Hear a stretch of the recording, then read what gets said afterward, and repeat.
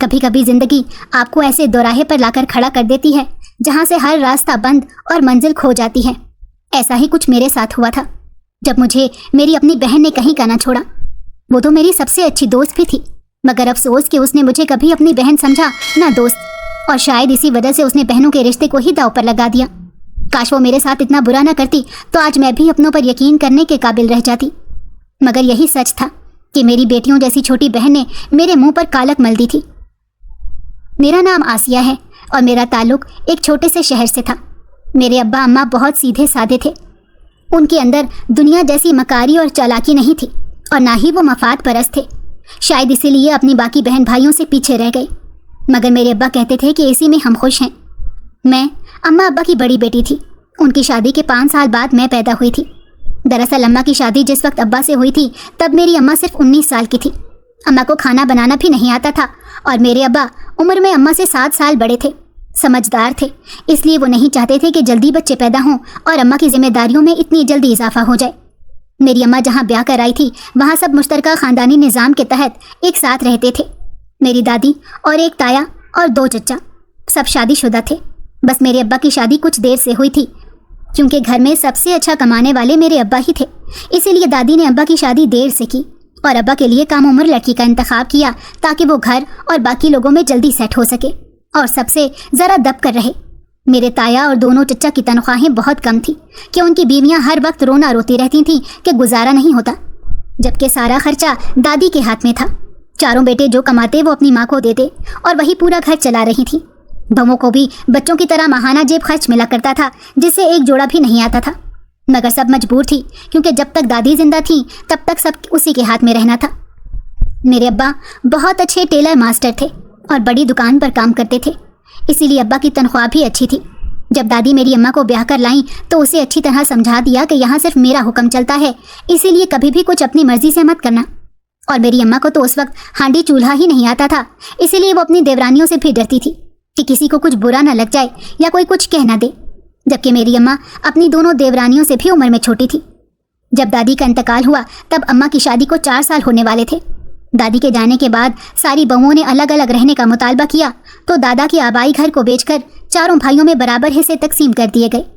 گھر کافی بڑا تھا، اس لیے اتنا حصہ مل گیا کہ سب نے اپنا اپنا ذاتی گھر خرید لیا۔ سب کے گھر ایک ہی شہر میں مگر الگ علاقوں میں تھے۔ نئے گھر میں شفٹ ہونے کے بعد اماں امید سے ہو گئیں تو ابا نے اماں کے لیے ایک کام والی کا انتظام کر دیا تاکہ اماں کو کسی قسم کی مشکل کا سامنا نہ کرنا پڑے۔ ویسے تو اماں 4 سالوں میں گھر کے سارے کاموں میں ماہر ہو چکی تھیں، مگر ابا کے کہنے پر اماں نے گھر کے کام چھوڑ کر اپنا خیال رکھنا شروع کیا تھا، کیونکہ ڈاکٹر نے کہا تھا کہ اماں کمزور ہیں اور اس طرح ماں بچے پر اثر پڑ سکتا ہے۔ ابا چاہتے تھے کہ ان کی پہلی اولاد بیٹی ہو، اسی لیے ابا نے منت مان لی تو اماں ہنسنے لگ گئیں کہ لوگ بیٹے کی خواہش کرتے ہیں اور حاجی صاحب کو بیٹی چاہیے۔ تب ابا نے جواب دیا کہ بیٹی رحمت ہوتی ہے اور میں چاہتا ہوں کہ میرے گھر یہ رحمت بار بار آئے۔ جب پیدائش کا وقت آیا تو اماں کو ابا شہر کے اچھے اسپتال لے گئے اور پھر وہاں ابا کی خواہش پوری ہو گئی اور میں اماں ابا کی زندگی میں آ گئی۔ اماں ابا دونوں ہی بے حد خوش تھے، یہاں تک کہ ابا نے اپنے بھائیوں، دوستوں اور محلے میں مٹھائی بھی بانٹی، مگر میری پیدائش کے بعد کافی ٹائم گزر جانے پر بھی اماں دوبارہ ماں نہیں بن سکی تو اماں کے دل میں بیٹے کی زیادہ خواہش پیدا ہونے لگی تھی۔ اماں نے کئی جگہ منتیں مانی اور بہت دعائیں کی، مگر ابھی شاید قبولیت کا وقت نہیں تھا۔ میں اسکول جانے لگ گئی تھی۔ ابا چاہتے تھے کہ میں بڑی ہو کر نرس بنوں تاکہ انسانیت کی بے لوث خدمت کر سکوں۔ اماں بھی خوش تھی، مگر کہیں نہ کہیں بیٹے کی خواہش جو دل میں گھر کر رہ گئی تھی وہ پوری نہ ہونے کی وجہ سے اماں ڈپریشن میں چلی گئی۔ آئے دن اماں کی طبیعت خراب ہونے لگ گئی اور پھر ڈاکٹر نے اماں کو دوائیں لکھ دی جو وہ پابندی کے ساتھ کھاتی تو بہتر رہتی، ورنہ شدید قسم کا ڈپریشن اماں کو اپنی جکڑ میں لے لیتا۔ اماں تب گھر کے کام کاج چھوڑ دیتی اور مجھے بھی وقت نہیں دیتی تھی۔ یہ سب ابا کے لیے پریشان کن تھا، اسی لیے ابا نے گھر کی بیٹھک میں اپنا درزی کا کام شروع کیا، مگر جاب بھی جاری رکھی، البتہ وہاں ٹائم کم کر دیا اور باقی وقت اپنے کام پر توجہ دی۔ ابا چاہتے تھے کہ وہ گھر میں ہی کام سیٹ کر لیں تاکہ اماں اور میری دیکھ بھال بھی کرتے رہیں۔ کام کے لیے ملازمہ اب تک آتی تھی۔ میں 6 سال کی ہو گئی تھی تب تک ابا نے اپنا کام مکمل طور پر گھر میں شفٹ کر لیا۔ میں اسکول جاتی تو ابا مجھے چھوڑنے جاتے اور واپسی پر بھی لینے آتے تھے۔ گھر میں میرے ساتھ نہ کوئی کھیلنے والا تھا اور نہ ہی میرے کھیلنے کے لیے گھر میں کھلونے تھے، اور اماں تو جیسے آہستہ آہستہ مجھ سے بھی لاتعلق ہوتی جا رہی تھی۔ اماں نے دل اور امید دونوں ہی چھوڑ رکھے تھے۔ मगर फिर जब मैं 8वें साल में लगी तो अम्मा एक बार फिर उम्मीद से हो गई। अम्मा की इस उम्मीद ने उसको जीने की भी उम्मीद दे दी। मगर अम्मा की वही जिद कि बेटा होना चाहिए इस बार, ये जिद और ख्वाहिश अब्बा को बहुत परेशान करती थी। वो सोचते थे कि अगर बेटी हो गई तो अम्मा पता नहीं दिल पर ही ना ले लें। इसलिए वो बीच बीच में अम्मा को समझाने की कोशिश करते, पर अम्मा पूरी बात सुनने की बजाय अब्बा को ये कहकर चुप करवा देती कि मुझे पूरा यकीन है अब बेटा ही होगा। अम्मा अब अपना बहुत ख्याल रखने लगी थी, खाना भी वक्त पर खाती और दूध भी पीने लग गई थी। उसके अलावा अम्मा को किसी ने कहा कि नारियल खाने से बच्चा गोरा पैदा होता है, तो अम्मा ने रोज़ अब्बा से नारियल मंगवाना शुरू कर दिया। हालांकि अम्मा अब्बा दोनों ही बहुत गोरे थे और मेरा रंग भी उन्हीं पर था। इसके बावजूद अम्मा जाने किन वहमों का शिकार हो चुकी थी। फिर किसी ने अम्मा से कहा कि फ़लाँ चीज़ खाओगी तो लड़का पैदा होगा। अम्मा ने भी वही खाना शुरू कर दी। अब तो अम्मा मेरा भी ख्याल रखने लग गई थी और मुझे कहती कि दुआ किया करो तुम्हारा भाई ही पैदा हो। मैं भी दिल से दुआ मांगती। और फिर वो दिन आ गया जब अम्मा और मेरी दुआएं पूरी हो गईं, लेकिन अधूरी। असल में अम्मा ने बेटे को जन्म तो दिया, मगर वो मुर्दा बच्चा था जिसे डॉक्टरों ने ऑपरेशन के बाद पैदा किया था। अब्बा जानते थे कि जब अम्मा को होश आएगा और उसे पता चलेगा कि उसने एक मुर्दा बेटे को जन्म दिया है तो वो फिर से टूट जाएगी। मगर हकीकत अम्मा से छुपाई तो नहीं जा सकती थी। कुछ घंटों बाद जब अम्मा को होश आया तो उसने पहला सवाल यही किया कि मेरा बेटा कहाँ है, और अब्बा की आंखों में आंसू आ गए। अम्मा पूछने लगी कि क्या बात है, सब खैरियत है ना? और जब अब्बा ने अम्मा को सच बताया तो अम्मा पर जैसे क़यामत ही टूट पड़ी। वो चीख चीख कर रोने लग गई और फिर बेहोश हो गई। डॉक्टरों ने अम्मा को नींद के इंजेक्शन लगाए ताकि वो कुछ घंटे आराम से सोती रहें। हॉस्पिटल में 5 दिन रहने के बाद अब्बा जब अम्मा को घर लाए तो अम्मा बिल्कुल गुमसुम सी हो गई। उसने किसी से भी बात करना बंद कर दिया था और खाना भी नहीं खाती थी। ऐसे ही खामोश सी कमरे में लेटी रहती, या अगर अब्बा के कहने पर कमरे से बाहर भी आती तब भी एक तरफ बैठी रहती। ना मुझे तैयार करके स्कूल भेजती और ना ही मेरी बातों पर ध्यान देती। इसलिए मैं पहले की तरह अब्बा से ही अपनी बात कह लिया करती थी। अम्मा पर किसी चीज़ का असर नहीं होता था। दिन ऐसे ही गुजरते जा रहे थे। एक दिन जब मुझे बुखार हुआ तो अब्बा मेरे लिए डॉक्टर से दवा लेकर आए, मगर मेरे बुखार में कमी नहीं आई। अब्बा सारी रात बैठे मेरे माथे पर ठंडे पानी की पट्टियाँ करते रहे और सुबह मुझे हॉस्पिटल लेकर गए। जब हॉस्पिटल से हम वापस आए तब भी मुझे बुखार था और मैं नढाल सी हो रही थी। अब्बा ने अम्मा से कहा कि अगर ऐसे ही भूखी प्यासी रहकर नाशुक्री करोगी और अपनी औलाद की कदर नहीं करोगी तो अल्लाह ये एक बेटी भी हमसे छीन लेगा। इस बात का असर अम्मा के दिल पर हो गया और अम्मा ने तड़प कर मुझे सीने से लगा लिया। अब अम्मा किसी हद तक मेरा ख्याल रखने लगी, खाना पीना भी शुरू कर दिया और घर का एक आध काम भी कर दिया करती थी। अब्बा को कुछ तसल्ली हुई तो अपने काम में मसरूफ़ हो गए। अब्बा चाहते थे कि मेरे जवान होने से पहले ही वो मेरे लिए कुछ जेवर वगैरह बनवा लें ताकि जब मेरी शादी हो तो कोई परेशानी ना हो, और कुछ रुपया पैसा भी वो जमा कर रहे थे ताकि किसी मुश्किल वक्त में काम आता रहे। देखते ही देखते मज़ीद 2-2.5 साल गुजर गए। मैं 15 साल की हो चुकी थी और 1 साल बाद मैट्रिक मुकम्मल करने वाली थी। अब अम्मा को उम्मीद तो नहीं थी, मगर उसके बावजूद अल्लाह ने करम कर दिया और डॉक्टर के मना करने के बावजूद अम्मा ने आने वाले बच्चे के लिए तैयारियां करना शुरू कर दी।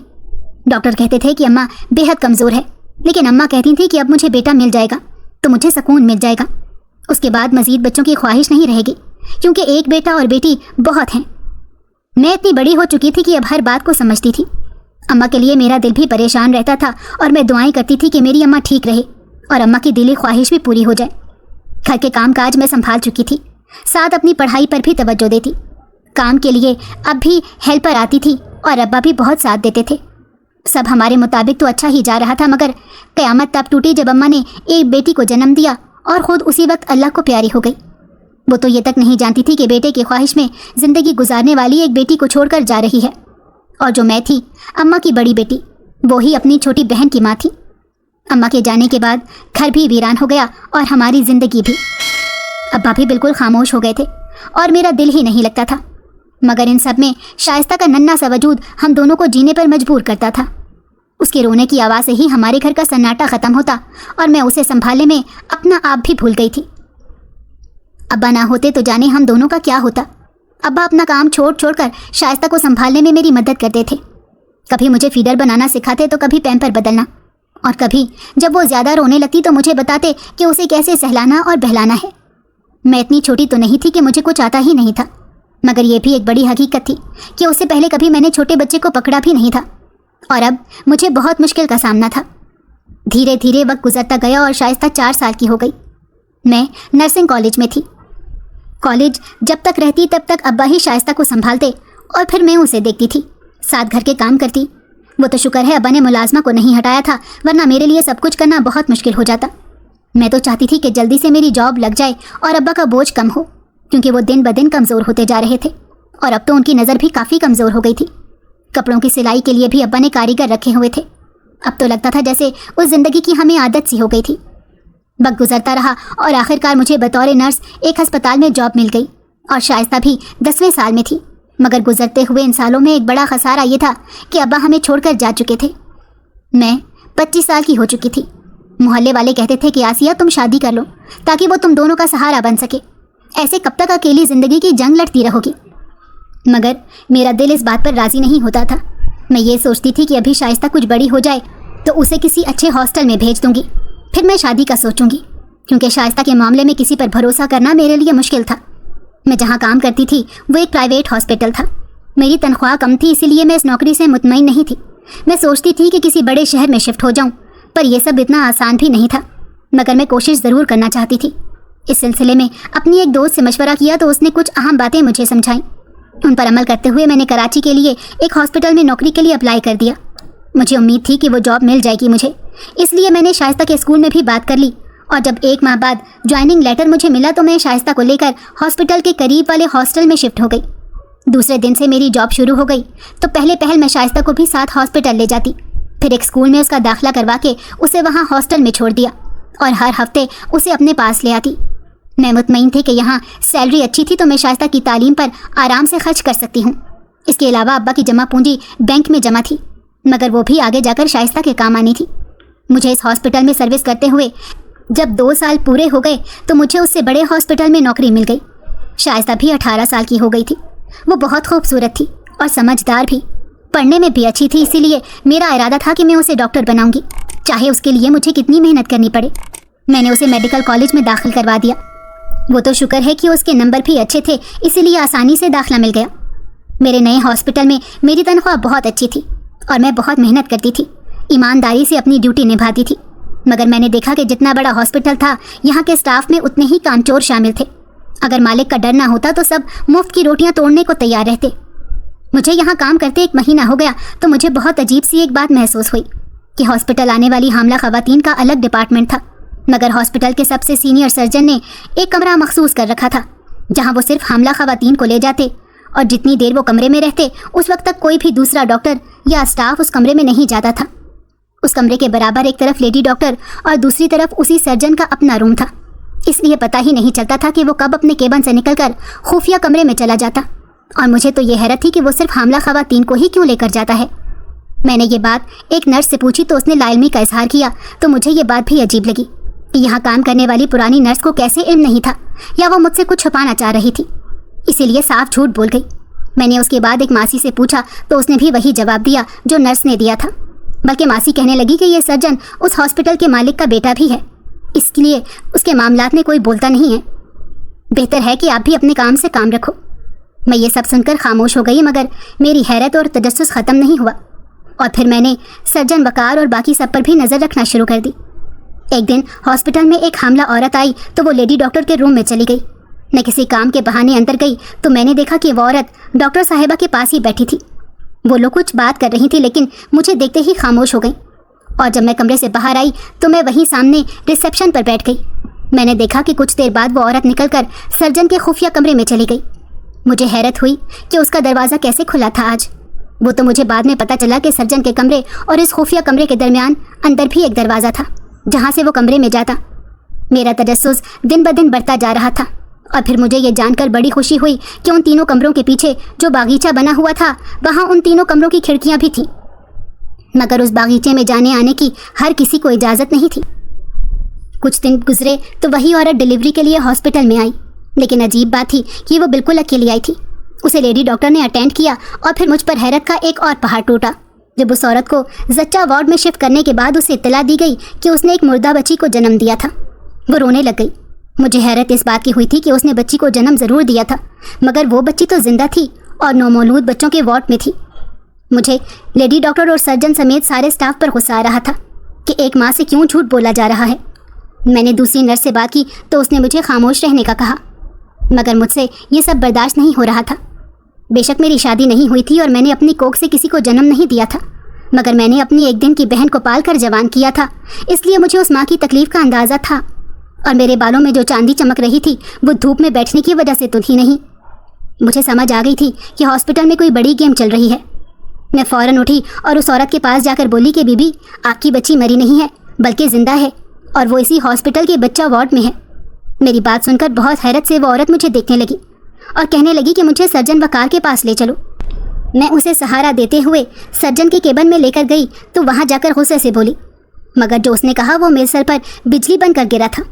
وہ کہنے لگی کہ سرجن، آپ کا اسٹاف پاگل ہے کیا، جو وہاں زچہ وارڈ میں سب کے سامنے مجھے یہ بتایا جا رہا ہے کہ میرا بچہ زندہ ہے۔ سرجن وقار اٹھے اور اس عورت کو پریشان نہ ہونے کا کہہ کر دوسری نرس کو بلوا کر اسے وارڈ میں بھیجا اور اس کے بعد میری کلاس لے ڈالی۔ سرجن وقار نے کہا کہ آپ عمر میں ہم سے بڑی ہیں اور تجربے میں بھی، مگر اس کا یہ مطلب نہیں کہ جو آپ کے من میں آئے گا آپ کرتی پھریں گی۔ یہ ہاسپٹل میرا ہے اور یہاں کیا ہو رہا ہے کیا نہیں میں اچھی طرح جانتا ہوں۔ آپ اپنے کام سے کام رکھیں اور کسی چیز میں مداخلت نہ کریں اگر یہاں کام کرنا چاہتی ہیں۔ میں یہ سب سن کر خاموشی سے باہر نکل آئی۔ مجھے نوکری چھوڑنے یا نوکری سے نکالنے کی دھمکی مل چکی تھی اور میں یہ نوکری نہیں چھوڑ سکتی تھی کیونکہ یہاں تنخواہ بہت اچھی تھی اور مجھے اپنی شائستہ کو ڈاکٹر بنانا تھا۔ میں چپ تو ہو گئی تھی، پھر کچھ دن کسی سے سوال کیا نہ کچھ جاننے کی کوشش کی تاکہ کسی کو مجھ پر شک نہ ہو، کیونکہ اب مجھے ایسا لگنے لگا تھا کہ یہاں کسی غلط کام میں شامل ہیں، اسی لیے کوئی کسی قسم کا نوٹس نہیں لیتا۔ جب ویکینڈ آیا اور میں شائستہ کو لینے اس کے ہاسٹل گئی تو اسے کچھ بخار بھی تھا، اس لیے میں نے اس کی 1 ہفتے کی چھٹی لے لی۔ رات کو جب ہم اکٹھے بیٹھے تو وہ کہنے لگی کہ آپا جان آپ کچھ پریشان لگ رہی ہیں۔ میں نے اسے ساری بات بتا دی تو وہ بھی حیران ہوئی اور کہنے لگی کہ میرے پاس ایک پلان ہے جس سے ہم یہ راز معلوم کر سکتے ہیں۔ پھر اس نے مجھے سمجھایا تو میں نے بھی ہاں میں ہاں ملائی اور اگلے دن وہ میرے ہاسپٹل پہنچ گئی۔ اس نے ریسیپشن پر موجود نرس سے کہا کہ اسے لیڈی ڈاکٹر سے چیک اپ کروانا ہے۔ نرس ابھی اس کے نام کی انٹری کر رہی تھی تو میں بہانے سے وہاں پہنچی اور بالکل انجان بن کر اپنا کام کرتی رہی۔ کچھ دیر بعد نرس نے اسے اندر بھیج دیا۔ اندر جانے کے بعد شائستہ نے ڈاکٹر سے کہا کہ میں 1 ماہ کی حاملہ ہوں اور مجھے سمجھ نہیں آ رہی کہ میں کیا کروں، کیونکہ میں اتنی چھوٹی عمر میں یہ بچہ نہیں چاہتی۔ تو ڈاکٹر چہک کر بولی کہ آپ فکر ہی مت کریں کیونکہ آپ بالکل درست جگہ پر پہنچی ہیں۔ پھر کہنے لگیں کہ آپ یہ بچہ پیدا کریں اور ہم اسے آپ سے لے لیں گے، اس طرح آپ کی جان چھوٹ جائے گی۔ شائستہ نے حیرت سے پوچھا کہ ڈاکٹرنی جی میری جان کیسے چھوٹے گی؟ ڈاکٹر کہنے لگی کہ آپ برابر والے روم میں چلیں، وہاں سرجن وقار آپ سے بات کر لیں گے۔ شائستہ اٹھ کر دوسرے کمرے میں گئی تو وہاں ڈاکٹر وقار پہلے سے موجود تھے۔ انہوں نے شائستہ سے کہا کہ آپ بیبی ہمیں دے دیجیے گا، ہم اسے کسی ایسے کپل کے حوالے کر دیں گے جن کی اولاد نہیں ہے۔ شائستہ نے پوچھا کہ اس کے بدلے مجھے کیا ملے گا؟ تو سرجن نے جواب دیا کہ آپ کو 50 سے 70 ہزار ملے گا اور بچے سے رہائی بھی مل جائے گی، بس آپ خیال رکھیے گا کہ کسی کو اس بات کی خبر نہ ہو۔ یہ سن کر شائستہ نے خوش ہونے کا ناٹک کیا اور وہاں سے چلی گئی۔